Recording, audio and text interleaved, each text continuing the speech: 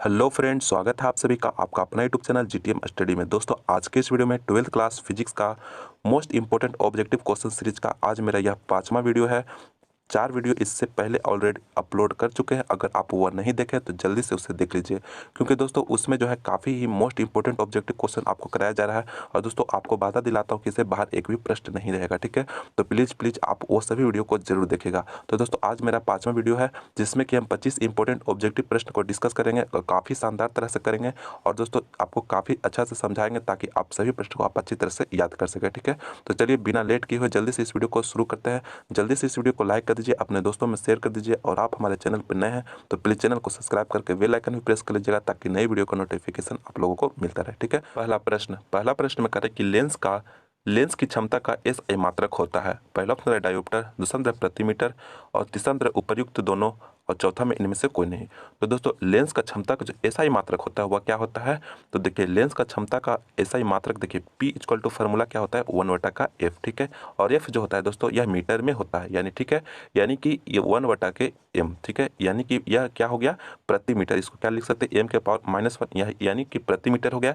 यानी B option यहाँ पे बिल्कुल करेक्ट आंसर हो गया। और इसी को ही जो है हम लोग डायोप्टर भी बोलते हैं, ठीक है। तो ए और बी यहाँ पे दोनों बिल्कुल करेक्ट आंसर हो रहा है, ठीक है। तो इसका जो राइट आंसर हो जाएगा वो सी ऑप्शन हो जाएगा, उपयुक्त दोनों, ठीक है। सी ऑप्शन यहाँ पे बिल्कुल करेक्ट आंसर है, यानी डायोप्टर और प्रति मीटर दोनों ही इस लेंस की क्षमता का ऐसा ही मात्रक होता है। तो सी ऑप्शन यहाँ पे बिल्कुल करेक्ट आंसर हो गया।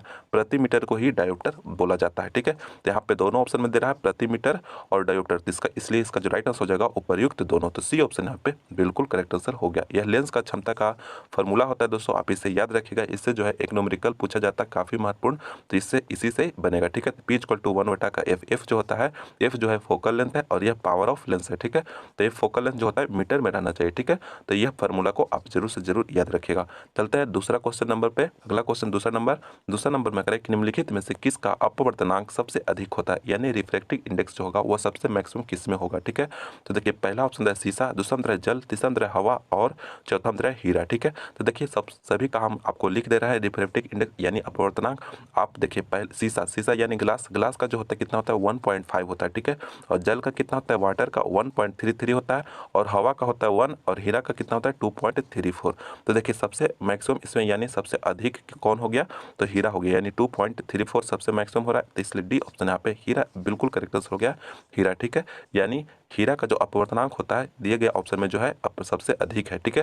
तो डी ऑप्शन यहाँ पे बिल्कुल करेक्ट आंसर हो गया। अगला क्वेश्चन मेरा तीसरा नंबर में करें कि किसी प्रतिवर्ती धारा का समीकरण आई इक्वल टू इतना दिया हुआ है, तो धारा की आवृत्ति ज्ञात करना है। देखिए आपको जो प्रतिवर्ती अल्टरनेटिंग करंट का जो इक्वेशन दिया हुआ है, इससे जो है आपको फ्रीक्वेंसी निकालना है अल्टरनेटिंग करंट का, ठीक है।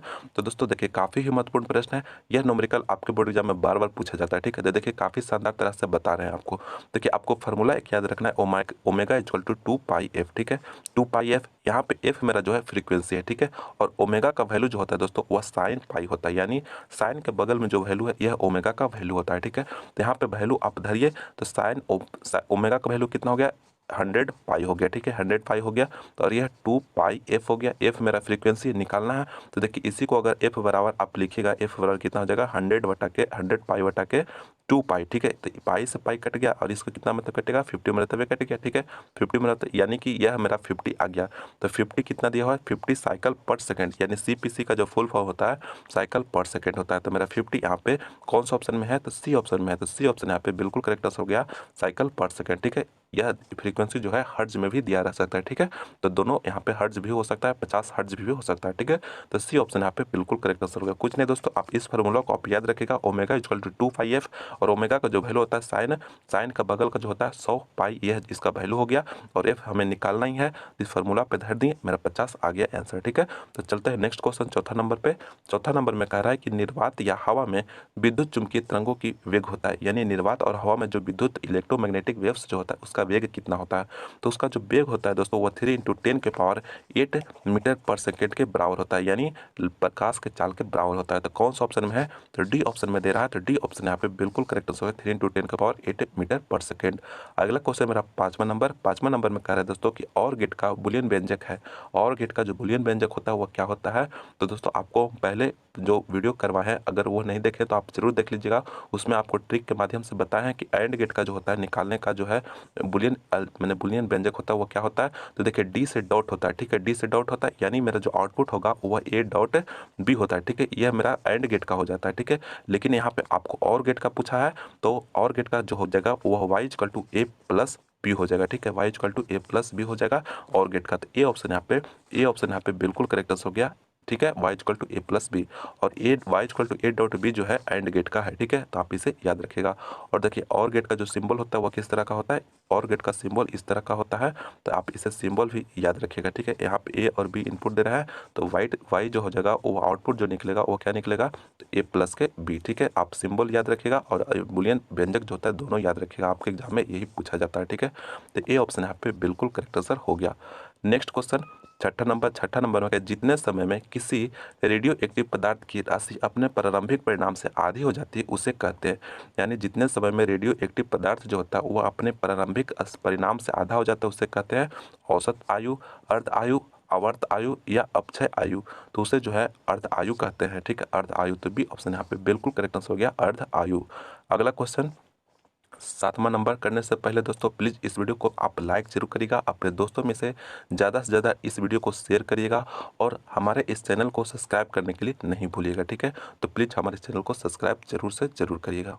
अगला क्वेश्चन सातवां नंबर में कह रहा है कि ब्रिस्टर नियम जो होता है दोस्तों वह क्या होता है? तो इसका जो राइट आंसर हो जाएगा म्यू इक्वल टू 10 IP, ठीक है, 10 IP। यानी म्यू जो हो गया यह मेरा रिफ्रैक्टिव इंडेक्स हो गया और IP जो है यह पोलराइजेशन एंगल है, ठीक है। यानी ध्रुवन कोण और यह अपवर्तनांक में जो दोनों रिलेशन बताता है वह ब्रिस्टर लॉ के द्वारा निकलता है। तो यह जो रिलेशन होता है म्यू इक्वल टू 10 IP होता है। तो देखिए कौन सा ऑप्शन में, सी ऑप्शन में दे रहा है, तो सी ऑप्शन यहाँ पे बिल्कुल करेक्ट आंसर हो गया। अगला क्वेश्चन आठवां नंबर में कह रहा है कि चुंबकीय फ्लक्स का बीमा यानी डायमेंशन ऑफ मैग्नेटिक फ्लक्स है। यानी आपसे पूछा जा रहा है कि मैग्नेटिक फ्लक्स का जो डायमेंशन होगा वह क्या होगा, ठीक है। तो दोस्तों आप याद रखिएगा डायमेंशन जो फार्मूला होता है मैग्नेटिक फ्लक्स का वह ml² a के पावर -1 और t के पावर -2 होता है। तो देखिए कौन सा ऑप्शन है, सी ऑप्शन में दिया जा रहा है, तो सी ऑप्शन यहाँ पे बिल्कुल करेक्ट आंसर हो गया, ml² a के पावर -1 t के पावर -2। अगला क्वेश्चन 9 नंबर में कह रहा है कि संयुक्त सूक्ष्मदर्शी में अंतिम प्रतिबिंब बनता है। संयुक्त सूक्ष्मदर्शी यानी कंपाउंड माइक्रोस्कोप में जो अंतिम प्रतिबिंब बनता है, फाइनल इमेज बनता है, उसका जो प्रतिबिंब रहता है वो कैसे रहता है? उल्टा और छोटा रहता है, सीधा और बड़ा रहता है, उल्टा और बड़ा रहता है, सीधा और छोटा रहता है। तो देखिए संयुक्त सूक्ष्मदर्शी का जो अंतिम प्रतिबिंब बनता है वह उल्टा और बड़ा रहता है, ठीक है, उल्टा और बड़ा, ठीक है। तो सी ऑप्शन यहाँ पे बिल्कुल करेक्ट आंसर हो गया, उल्टा और बड़ा। और आप याद रखिएगा आभासी, ठीक है, आभासी बनता है, ठीक है, अंतिम प्रतिबिंब जो बनता है उल्टा, बड़ा और आभासी बनता है। तो सी ऑप्शन यहाँ पे बिल्कुल करेक्ट आंसर हो गया। यह प्रश्न काफी महत्वपूर्ण प्रश्न है दोस्तों, तो इसे आप जरूर से जरूर याद रखिएगा, आपके एग्जाम में बार बार पूछा जाता है, ठीक है। तो यहाँ पे सी ऑप्शन यहाँ पे बिल्कुल करेक्ट आंसर हो गया। अगला क्वेश्चन मेरा 10वां नंबर में कह रहा है कि स्रोत और पर्दे के बीच की दूरी बढ़ने से फ्रिंज की चौड़ाई घटती है, बढ़ती है, अपरिवर्तित रहता है, इनमें से कोई नहीं। यानी स्रोत और पर्दे के बीच की दूरी अगर आप इंक्रीज करते हैं, बढ़ाते हैं, तो फ्रिंज की जो चौड़ाई होगी वह क्या होगा, ठीक है। तो यह भी काफ़ी ही महत्वपूर्ण प्रश्न है। तो देखिए बी इक्वल टू जो यानी कि मेरा जो फ्रिंज की चौड़ाई का जो फार्मूला होता है वो क्या होता है, यह मेरा लैम्डा डी बटा के स्मॉल डी होता है, ठीक है। यानी यह मेरा कैपिटल डी जो है वह स्रोत और पर्दे के बीच की दूरी है, ठीक है। तो अगर आप इसे इंक्रीज करते हैं तो फ्रिंज का जो विड्थ होता है वो भी इंक्रीज हो जाता है, क्योंकि यह डायरेक्टली प्रोपोर्शनल है, ठीक है। तो इसका जो राइट आंसर हो जाएगा वह क्या हो जाएगा, बढ़ती है। तो बी ऑप्शन यहाँ पे बिल्कुल करेक्ट आंसर हो गया। आप इस फार्मूला के माध्यम से हम निकालें कि जो फ्रिंज की चौड़ाई का जो रिलेशन होता है स्रोत और पर्दे के बीच की दूरी को वह डायरेक्टली प्रोपोर्शनल होता है। यानी आपको डी इंक्रीज करते हैं तो यह फ्रिंज की चौड़ाई भी इंक्रीज होगा। तो बी ऑप्शन यहाँ पे बिल्कुल करेक्ट आंसर हो जाएगा, बढ़ती है। अगला क्वेश्चन मेरा 11 नंबर में कह रहा है कि फोटोन का संवेग होता है। फोटोन का जो संवेग होता है वह क्या होता है? पहला ऑप्शन दे रहा है h न्यू, और दूसरा अंदर है h बटा के न्यू, और तीसरा अंदर है h न्यू बटा के सी, और चौथा अंदर है m c स्क्वायर, ठीक है। तो देखिए फोटोन का जो संवेग होता है दोस्तों वह क्या होता है, एच न्यू बटा के सी होता है। ठीक है, तो सी ऑप्शन में दे रहा है, तो सी ऑप्शन यहाँ पे बिल्कुल करेक्ट आंसर हो जाएगा, एच न्यू बटा के सी। ठीक है, तो सी ऑप्शन यहाँ पे करेक्ट है। यही अगर फोटोन का ऊर्जा अगर पूछा जाता है तो ई बराबर जो होता है वह एच न्यू होता है। ठीक है, आप इसे भी याद रखिएगा, अगर आपको ऊर्जा पूछा जाएगा तो यहाँ पे ए ऑप्शन हो जाएगा, लेकिन यहाँ पे संवेग यानी मोमेंटम पूछा जा रहा है तो एच न्यू बटा के सी हो जाता है।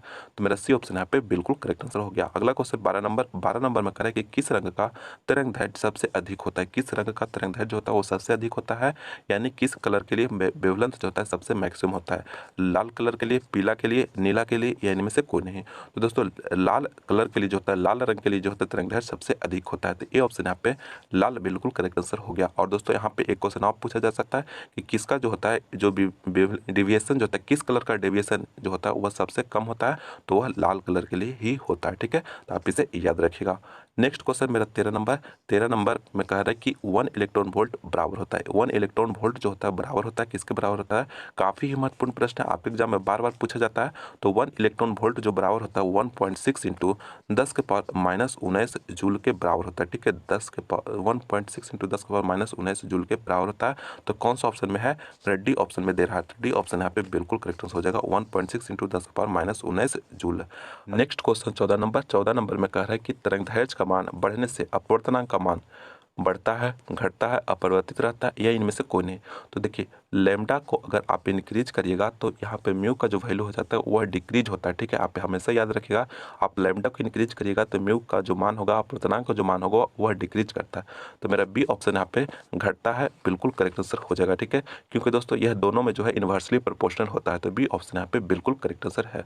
अगला क्वेश्चन मेरा 15 नंबर में कह रहा है कि एक वर्णीय प्रकाश एक माध्यम से दूसरे माध्यम में जाता है तो परिवर्तन नहीं होता है इसके, यानी एक वर्णीय प्रकाश है एक माध्यम से दूसरे माध्यम में जा रहा है तो परिवर्तन किस में नहीं होगा, आयाम में, तरंगदैर्ध्य में, वेग में, आवृत्ति में। तो आवृत्ति में जो होता है, फ्रीक्वेंसी में जो होता है वह परिवर्तन नहीं होता है। ठीक है, तो डी ऑप्शन यहाँ पे बिल्कुल करेक्ट आंसर हो जाएगा, आवृत्ति में। अगर एक माध्यम से दूसरे माध्यम में एक वर्णीय प्रकाश जा रहा है तो उसका जो परिवर्तन क्या नहीं होगा, तो आवृत्ति में चेंजेस नहीं होगा। ठीक है, तो डी ऑप्शन यहाँ पे बिल्कुल करेक्ट आंसर हो गया। बाकी मेरा आयाम हो गया, तरंगदैर्ध्य हो गया, वेग हो गया, ये सभी में जो है चेंजेस आएगा, लेकिन फ्रीक्वेंसी में जो है चेंजेस नहीं आएगा। तब डी ऑप्शन यहाँ पे करेक्ट आंसर हो गया। नेक्स्ट क्वेश्चन 16 नंबर में कह रहे हैं कि पूरे चक्कर के लिए प्रतिवर्ती विद्युत वाहक बल का औसत परिणामी मान होता है। पहला ऑप्शन है अनंत, दूसरा ऑप्शन है शून्य, और तीसरा ऑप्शन है 2E0 बटा के पाई, और चौथा ऑप्शन है -2E0 बटा के पाई। ठीक है, यानी कंप्लीट साइकिल के लिए प्रतिवर्ती विद्युत वाहक बल का जो औसत परिणामी मान होता है वह कितना होता है, तो वह शून्य के बराबर होता है। तो बी ऑप्शन यहाँ पे बिल्कुल करेक्ट आंसर हो जाएगा, शून्य के बराबर होता है। ठीक है, लेकिन अगर आपसे आधे चक्कर के लिए प्रतिवर्ती विद्युत वाहक बल का औसत परिणामी मान पूछा जाएगा तो वह क्या हो जाएगा, 2E0 बटा के पाई हो जाएगा। ठीक है, आप इसे भी याद रखिएगा। ठीक है, लेकिन कंप्लीट साइकिल के लिए पूछे तो शून्य हो जाएगा। ठीक है, तो बी ऑप्शन यहाँ पे दिए गए प्रश्न का राइट आंसर हो जाएगा। ठीक है, तो बी ऑप्शन यहाँ पे करेक्ट आंसर हो गया।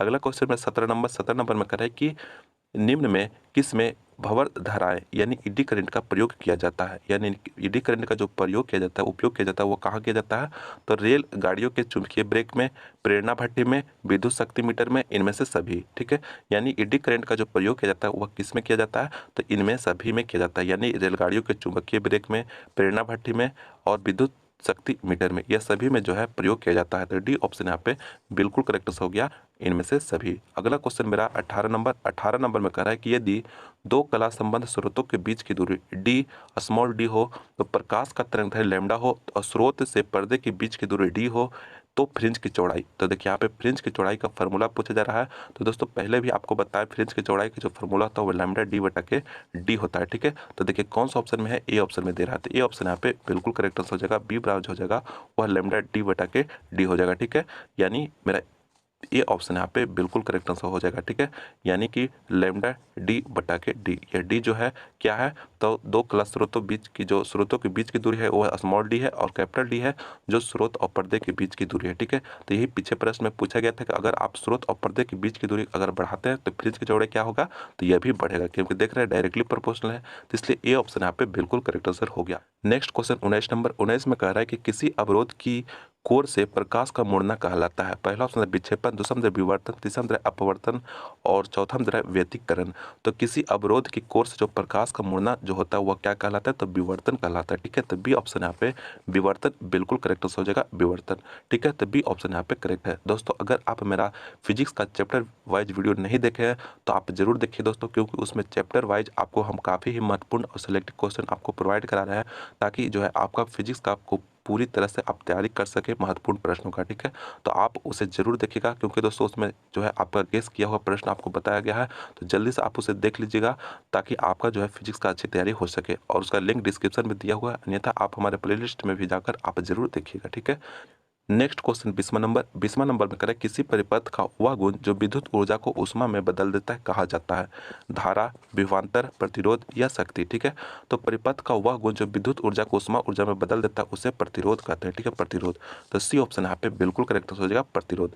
तो प्रतिरोध जो होता है दोस्तों, अगर करंट कोई वायर है, इसमें करंट फॉलो हो रहा है, तो वह जो प्रतिरोध होता है इस करंट को जो होता है फॉलो होने में इसे रोकता है। ठीक है, उसी को जो है प्रतिरोध कहा जाता है। ठीक है, तो वह विद्युत ऊर्जा को ऊष्मा ऊर्जा में बदल देता है तो उसे प्रतिरोध कहा जाता है। तो सी ऑप्शन यहाँ पे करेक्ट है। अगला क्वेश्चन 21 में निम्नलिखित में कौन विद्युत का सबसे अच्छा चालक होता है?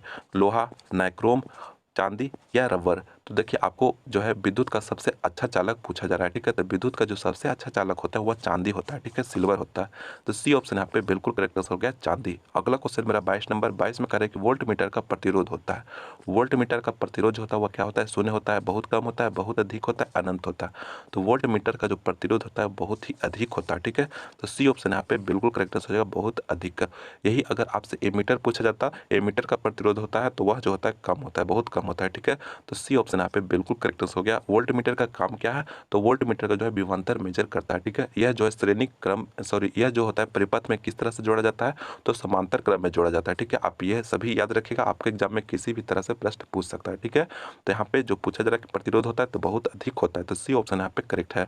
अगला क्वेश्चन मेरा 23 नंबर में करा कि स्वप्रेरकत्व सेल्फ इंडक्शन का एसआई मात्रक होता है? कूलॉम होता है, वोल्ट होता है, हेनरी होता है, इनमें से कोई नहीं। तो सेल्फ इंडक्शन का जो एसआई यूनिट होता है वह क्या होता है? हेनरी होता है। ठीक है, हेनरी। तो इसे एच से डिनोट करते हैं, तो सी ऑप्शन यहाँ पे बिल्कुल करेक्ट आंसर हो गया। कूलॉम किसका होता है? तो चार्ज का होता है। वोल्ट किसका होता है? तो पोटेंशियल डिफरेंस का होता है। ठीक है, और हेनरी जो हो गया सेल्फ इंडक्शन का हो गया एसआई मात्रक। तो सी ऑप्शन यहाँ पे बिल्कुल करेक्ट आंसर हो गया। अगला क्वेश्चन में 24 नंबर में करें कि वह 1 किलोवाट घंटा मात्रक है धारा का, समय का, विद्युत ऊर्जा का, विद्युत शक्ति का? तो किलोवाट घंटा जो मात्रक होता है दोस्तों वह विद्युत ऊर्जा का होता है। ठीक है, विद्युत ऊर्जा का। तो सी ऑप्शन यहाँ पे बिल्कुल करेक्ट आंसर हो गया, विद्युत ऊर्जा का। अगला क्वेश्चन करने से पहले दोस्तों प्लीज इस वीडियो को लाइक जरूर करिएगा, अपने दोस्तों में से ज़्यादा शेयर करिए दोस्तों, ताकि उन्हें भी मदद हो सके। ठीक है, और यह सभी इंपॉर्टेंट प्रश्न को जल्दी से जल्दी उन्हें वो भी देखें, ताकि उनका भी अच्छा प्रिपरेशन हो सके। ठीक है, और चैनल को अभी तक सब्सक्राइब नहीं किया तो प्लीज़ चैनल को सब्सक्राइब भी जरूर कर लीजिएगा। अगला क्वेश्चन मेरा जो है अगला क्वेश्चन 25 में कह रहा है कि विद्युत हीटर में तार की कुंडली के लिए जिस तत्व का व्यवहार किया जाता है वह है, यानी विद्युत हीटर बनाने के लिए तार की कुंडली का जो प्रयोग किया जाता है वो कौन सा तत्व होता है? ठीक है, तांबा होता है, टंगस्टन होता है, नाइक्रोम होता है या जस्ता होता है? तो विद्युत हीटर बनाने के लिए जो तार का कुंडली जो होता है वह जो है नाइक्रोम के तार से बनाया जाता है। तो सी ऑप्शन यहाँ पे बिल्कुल करेक्ट हो गया, नाइक्रोम। ठीक है, नाइक्रोम का जो होता है रेजिस्टेंस जो होता है बहुत ही ज़्यादा होता है। ठीक है, तो इससे करंट फ्लो होता है तो वह जो होता है वायर जो होता है कुंडली जो होता है गर्म हो जाता है, जिससे कि जो है उष्मा ऊर्जा प्राप्त होता है। ठीक है, तो नाइक्रोम यहाँ पे बिल्कुल करेक्ट आंसर हो गया। ठीक है, टंगस्टन जो होता है विद्युत बल्ब के में प्रयोग किया जाता है। ठीक है, बल्ब में जो होता है जिसका फिलामेंट बना जो होता है वह टंगस्टन का बना होता है। ठीक है, तो इसे भी याद रखिएगा। विद्युत हीटर में कुंडली जो बना होता है किस तत्व का बना होता है? तो नाइक्रोम का बना होता है। तो सी ऑप्शन यहाँ पे करेक्ट है। अगला क्वेश्चन में 26 में कह रहा है कि विद्युत धारिता का मात्रक होता है, विद्युत धारिता का जो मात्रक होता है वह क्या होता है? वोल्ट होता है, न्यूटन होता है, फैराड होता है या एम्पियर होता है? तो जल्दी से आप इस प्रश्न का आंसर हमें आप कमेंट करके बता दीजिएगा कि इसका राइट आंसर क्या होगा। ठीक है, उसका रिप्लाई हम जरूर करेंगे। तो दोस्तों आज की वीडियो में बस इतना ही। तो दोस्तों इसमें जो है काफ़ी महत्वपूर्ण प्रश्न कराया गया है, तो प्लीज़ आप इसे जरूर से जरूर याद कर लीजिएगा। ठीक है, और दोस्तों आपको इससे बाहर एक भी प्रश्न नहीं पूछा जाएगा, तो प्लीज़ आप इस सभी वीडियो को जरूर देखिएगा। ठीक है, तो चलिए आज की वीडियो में बस इतना ही। मैं उम्मीद करता हूँ कि यह वीडियो आपको पसंद आया होगा, तो प्लीज़ इसे लाइक करें, अपने दोस्तों में ज़्यादा से ज़्यादा शेयर करें, और आप हमारे चैनल पर नए हैं तो प्लीज़ चैनल को सब्सक्राइब करके बेल आइकन भी प्रेस कर लीजिएगा, ताकि नई वीडियो का नोटिफिकेशन आप लोगों को मिलता रहे। ठीक है, तो चलिए मिलते हैं हम अगले वीडियो में। इस वीडियो को देखने के लिए बहुत बहुत धन्यवाद।